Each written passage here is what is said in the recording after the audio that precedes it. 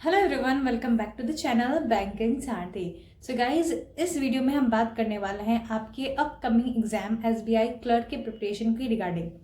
तो अभी ऑलमोस्ट एक मंथ और है आपके पास जिसमें आप प्रिपरेशन कर सकते हो एसबीआई क्लर्क का अच्छे से। और इस बार आपके पास 2023 का ये लास्ट एग्जाम है, लास्ट अपॉर्चुनिटी है मेजर बैंक एग्जाम में से एक, जिसमें आप अपना सीट इंश्योर कर सकते हो, अपनी जॉब पक्की कर सकते हो। तो इस वीडियो में मैं आपको 3 इंपॉर्टेंट चीज़ें बताने वाली हूँ जो कि आपके एग्जाम पॉइंट ऑफ व्यू से बहुत ही ज़्यादा मायने रखते हैं अगर आप उसे प्रॉपरली इम्प्लीमेंट करो तो। ये मैं ऐसा बिल्कुल नहीं करी कि आपको इन चीज़ों के बारे में पता नहीं है, और ऐसा बिल्कुल नहीं है कि मैं आपको कुछ ऐसा बता दूंगी जो आपने कभी सुना ही नहीं होगा। वो चीज़ें आप ऑलरेडी कर रहे हो, बट क्या हो जाता है कि हमारी इग्नोरेंस की वजह से वो चीज़ें रह जाती है, कुछ इंपॉर्टेंट चीज़ें, और वो हमारी प्रिपरेशन में उसकी कमी हो जाती है। ओके, तो सबसे पहले जो पहला स्टेप है, पहला इंपॉर्टेंट चीज़ है, वो है क्विज लगाना। तो अभी मैं उम्मीद करती हूँ कि आप सबने सिलेबस कंप्लीट तो अच्छे से कर ही लिया होगा, क्योंकि अभी बहुत सारे मेजर बैंक एग्जाम्स इधर हुए हैं और अभी तक आपने सिलेबस तो अच्छे से कंप्लीट किया ही होगा। तो पहला चीज़ जो इम्पोर्टेंट है वो है क्विजेस लगाना। कई बार हम बहुत सारा क्वेश्चंस प्रैक्टिस करते हैं पीडीएफ के फॉर्म में, कई बार किसी बुक से या कोई वीडियो लेक्चर से हम क्वेश्चंस की प्रैक्टिस करते हैं, बट इसमें कमी रह जाती है, वो है टाइम प्रेशर की। इससे टाइम प्रेशर क्रिएट नहीं हो पाता हमें। कई बार हमें सारी चीज़ें आ रही होती है बट हम एग्ज़ाम में अच्छे से परफॉर्म नहीं कर पाते। उसका रीज़न है कि हम टाइम के जो प्रेशर को हैंडल नहीं कर पाते। तो वो प्रेशर हम कब हैंडल करना सीख सकते हैं? क्विज के थ्रू। आप क्विज लगाइए और उसमें आप हमेशा कोशिश कीजिए कि आप कम से कम समय में चीज़ों को सॉल्व कर रहे हो। ये चाहे प्री के रिगार्डिंग है या मेंस के रिगार्डिंग। मेंस में भी, मेंस के भी इतने टॉपिक्स हैं, वो उसके भी आपको क्विजेस प्रैक्टिस करने चाहिए। ओके, टाइम मैनेजमेंट ही है जो सबसे ज़्यादा मैटर करता है। क्वेश्चन सॉल्व करना मैक्सिमम स्टूडेंट्स को आ रहा होता है, बट उसमें टाइम को मैनेज करना और टाइम के प्रेशर में प्रॉपरली क्वेश्चंस को कर पाना वो ज़्यादा इम्पॉर्टेंट है।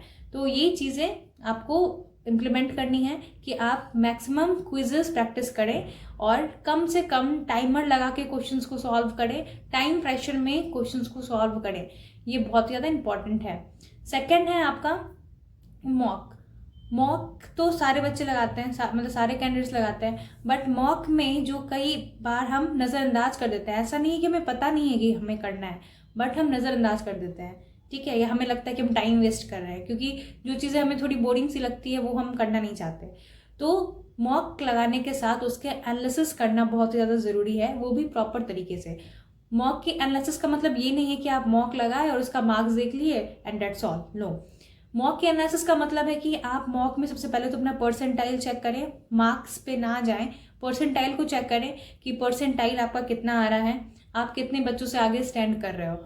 एक अच्छी परसेंटाइल लाना बहुत ज़्यादा ज़रूरी है, तभी आप कंपटीशन बीट कर पाओगे। ठीक है, तो परसेंटाइल पे ध्यान दें, 95+ परसेंटाइल का फोकस करें अभी से ही, आपका ऐसा टारगेट रहना चाहिए। ठीक है, उसके बाद मॉक का एनालिसिस आपको प्रॉपरली इस तरीके से करना है कि कई बार हम इस पे ध्यान देते हैं कि कौन कौन सा क्वेश्चन हमसे छूट गया, हम बस उसे सॉल्व कर लेते हैं, हो गया। नहीं, मॉक में जो क्वेश्चन आपने सॉल्व किया है उसको भी प्रॉपरली देखना ज़रूरी है कि आपने उसमें कितना टाइम लगाया है।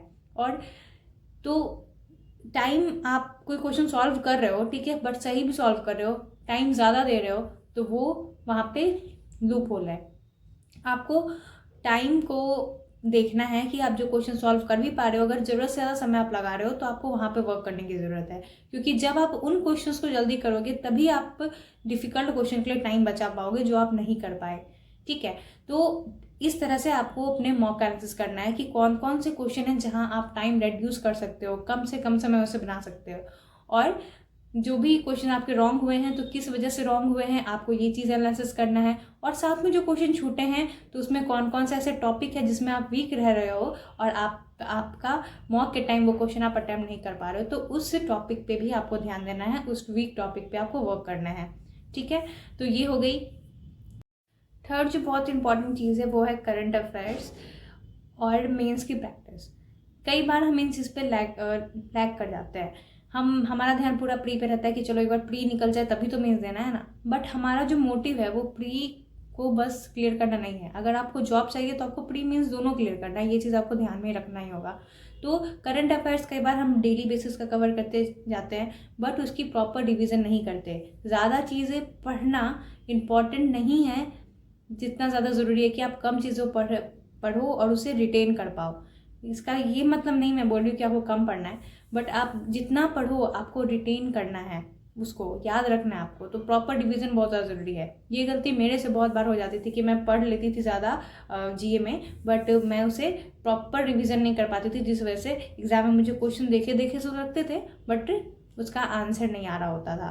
तो ये चीज़ आपको बहुत ही ज़्यादा ध्यान रखना है कि आप प्रॉपर रिवीजन के साथ जीए को डेली बेसिस पे करते रहें, और आप अपनी मेंस की भी प्रैक्टिस साइड से आपकी उसकी हर एक टॉपिक की हाई लेवल क्वेश्चंस हो, चाहे क्वांट्स की, रीजनिंग की, इंग्लिश की, तो उसके लिए आप एक सेपरेट टाइम रख लें और उसकी प्रैक्टिस अच्छे से करते रहें।